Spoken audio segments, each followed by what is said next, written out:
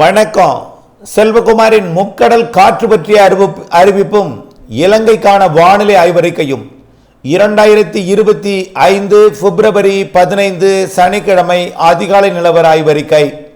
அதிகாரப்பூர்வ முக்கடல் காற்று பற்றிய அறிவிப்பிற்கு இந்திய வானிலை ஆராய்ச்சித்துறை அறிக்கையை பார்க்கவும். முதலில் முக்கடல் காற்று பற்றிய அறிவிப்பு. காற்றை பொறுத்தவரைக்கும் முக்கடலில் எந்த அச்சுறுத்தலும் இல்லை, எந்த நிகழ்வும் இல்லை. தற்பொழுது நிகழ்வு எல்லாமே தென்னரை கோளத்திலும் சுமத்ரா தீவிரிகை ஒரு காற்று சுழற்சியும் நீடிக்கிறது. தென் சீன கடலிலிருந்து இந்த மாத இறுதி நாட்களில் வருவதற்கு ஒரு காற்று சுழற்சி வந்து கொண்டிருக்கிறது. ஆக தென் சீன கடல் மற்றும் தாய்லாந்து வளைகுடா நோக்கி ஒரு காற்று சுழற்சியும், அந்தமான் அதாவது சுமத்ரா தீவிரிகை ஒரு காற்று சுழற்சியும் நீடிக்கிறது. இவை வரக்கூடிய 24ஆம் தேதிக்கு மேல் இலங்கைக்கு கிழக்கு புறம் வந்து குமரிக்கடல் மற்றும் மன்னார் வளைகுடாவின் காற்றை சற்று வேகம் அதிகரிக்க செய்யும். அது வரைக்கும் 24ஆம் தேதி வரை எந்த காற்று அச்சுறுத்தலும் இல்லை. தொடர்ந்து நீங்கள் கடல் தொழில் செய்யலாம், மீன்பிடிக்கலாம். அதேபோல் சரக்கு போக்குவரத்து, தோணி போக்குவரத்து, வெசல் போக்குவரத்தை நீங்கள் நடத்தலாம். 25ஆம் தேதியிலிருந்து 28ஆம் தேதி வரை 25, 26, 27, 28 ஆகிய 4 நாட்கள் குமரிக்கடல் மன்னார் வளைகுடாவிலே காற்றின் வேகத்தை அதிகப்படுத்தும் விதமாக காற்று சுழற்சி இலங்கைக்கு கிழக்கே நெருங்கி வரும். ஆனால் நெருங்கி வந்து குமரிக்கடலுக்கு வந்து விடாது. இலங்கைக்கு கிழக்கே நெருங்கி வந்து மீண்டும் அடுத்த சுழற்சியோடு இணைவதற்கு விலகி சென்றுவிடும். மீண்டும் ஒன்றிணைந்து மார்ச் முதல் வாரத்தில் 4-5 தேதிகளில் 1ஆம் தேதியிலிருந்தே காற்று கொடுக்க தொடங்கினோம். ஆனால் மழையோடு சேர்ந்த காற்றுன்னா இலங்கைக்கு தமிழ்நாட்டின் கரையோர பகுதிகளுக்கெல்லாம் 4ஆம் தேதியிலிருந்து மழை கொடுக்கும் சாதக அமைப்பாக காற்றின் அதாவது குமரிக்கடல் மன்னார் வளைகுடாவில் மீண்டும் காற்று அச்சுறுத்தலை ஏற்படுத்தும் விதமாக மார்ச் முதல் வாரத்தில் ஏற்படுத்தும். ஆக 25ஆம் தேதி வரை எந்தவித காற்று அச்சுறுத்தலும் இல்லை. வரக்கூடிய 10 நாட்களுக்கு நீங்கள் அச்சமின்றி மீன்பிடிக்கலாம், அச்சமின்றி கடல் தொழில் செய்யலாம். 25ஆம் தேதியிலிருந்து 28ஆம் தேதி வரை குமரிக்கடல் மன்னார் வளைகுடா பாக்ஜல சிந்தி பகுதியில் குறிப்பாக குமரிக்கடல் மன்னார் வளைகுடா பகுதிகளில் 25, 26, 27, 28 ஆகிய நாட்கள் அச்சுறுத்தும் காற்று இருக்கும். அதற்கு பிறகு விலகி சென்று 2-3 நாள் இடைவெளி கொடுத்து மீண்டும் அச்சுறுத்தலை கொடுக்கக்கூடிய காற்று குமரிக்கடல் மன்னார் வளைகுடாவில் வரும். அதே நேரத்தில் தமிழ்நாட்டின் கரையோரத்திற்கும் தீவிரமாக பிப்ரவரி மாத இறுதி நாட்களில் ஓரிரு நாள், அதேபோல் மார்ச் முதல் வாரத்தில் ஒரு சில நாள் அந்த காற்று அச்சுறுத்தலை டெல்டா கரையோரம் மற்றும் வடகடலோரத்தில் கூட கரையை ஒட்டிய கடற்பகுதிகளில் அச்சுறுத்தலை கொடுக்கும். ஆக 25ஆம் தேதி வரை தான், 25ஆம் தேதி வரை உங்களுக்கு அச்சுறுத்தல் இல்லை. நிம்மதியாக மீன்பிடிக்கலாம், கடல் தொழில் செய்யலாம். 25க்கு மேல் எப்படி என்பதை அப்டேட்ஸுடன் இணைந்திருந்து பார்க்க வேண்டும். மார்ச் முதல் வாரத்தில் கண்டிப்பாக வலுவாக இருக்கும் காற்று. அதை அறிந்து திட்டமிட்ட கடல் தொழிலுக்கு நீங்கள் இறங்க வேண்டும். அடுத்தபடியாக இலங்கைக்கான வானிலை ஆய்வறிக்கை. இலங்கையை பொறுத்த வரைக்கும் காற்று சுழற்சி, அதாவது உயரழுத்தம் மற்றும் கிழக்கு காற்று, இரு காற்று இணைவு என்பது இலங்கையோட தெற்கு பகுதியில் அவ்வப்பொழுது லேசாக இருந்து கொண்டு தான் இருக்கும். இதில் 17-18 தேதிகளிலிருந்து இலங்கையோட தெற்கு பகுதிகளுக்கு மேகமூட்டத்துடன் கூடிய வானிலை, தூறல் வானிலை இலங்கையோட தெற்கு பகுதிக்கு மட்டும் கொடுக்கும்.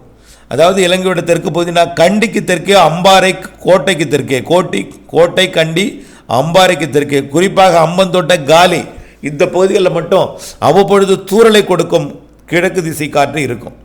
தொடர்ந்து இந்த காற்று மிரட்டி கொண்டே இருக்கும். 17, 18, 19 கூடுதல் மிரட்டலையும், பிறகு 23ஆம் தேதியிலிருந்து மழை பொழிவை ஏற்படுத்தும் சாதக அமைப்பை அம்பாறை அம்மந்தோட்டா இடைப்பட்ட பகுதியில் முதல்ல மழை பொழிவை 24ஆம் தேதி தொடக்கம், 23ஆம் தேதியிலிருந்தே 25, 26, 27, 28 கனமழை வாய்ப்பு இருக்கிறது இலங்கைக்கு. கண்டிப்பாக தமிழ்நாட்டுக்கு தான் எட்டி பிடிக்கிறது ஆராய்ச்சியில் இருக்கு.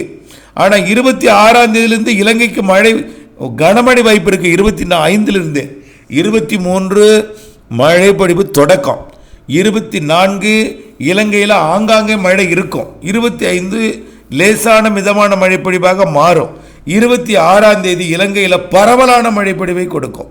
26, 27 அதிலிருந்து மழைப்பொழிவு பிப்ரவரி மாதத்தில் இறுதி நாட்கள்லையும் மார்ச் முதல் வாரத்திலையும் மழைப்பொழிவை கொடுக்கக்கூடிய சாதகம் இருக்குது.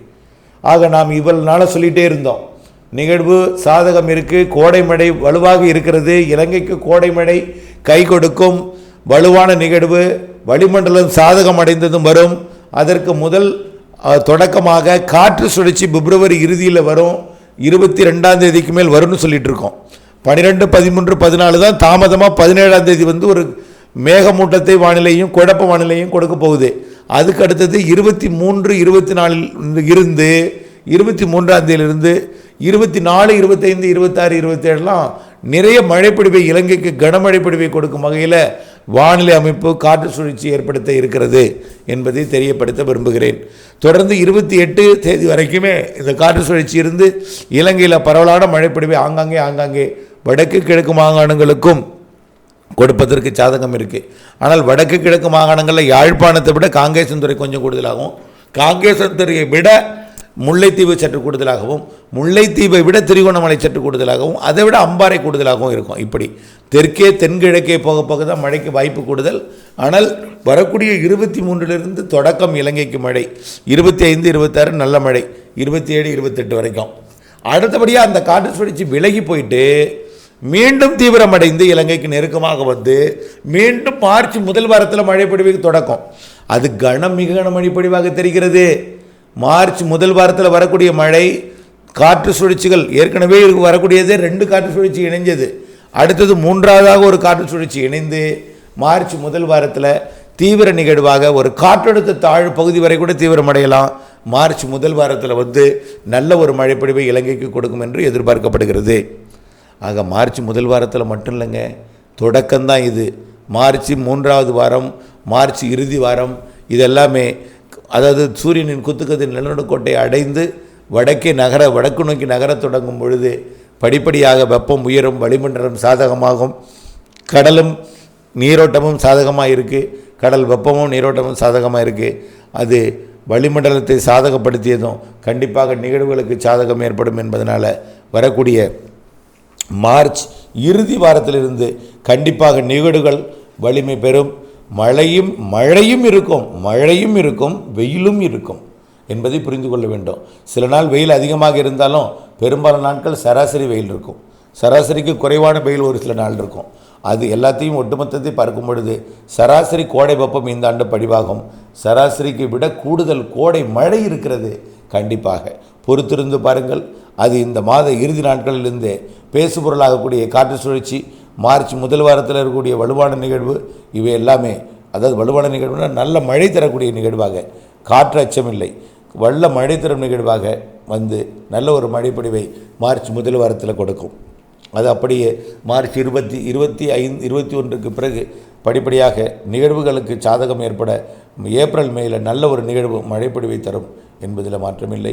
பருவமழைகளும் மிகச்சிறப்பாக இருக்குன்னு ஏற்கனவே சொல்லியிருக்கிறோம். தொடர்ந்து அப்டேட்ஸுடன் இணைந்திருந்து திட்டமிட்ட வேளாண்மை செய்து லாபம் அடைந்திட அன்போடு கேட்டுக்கொள்கிறேன். நன்றி.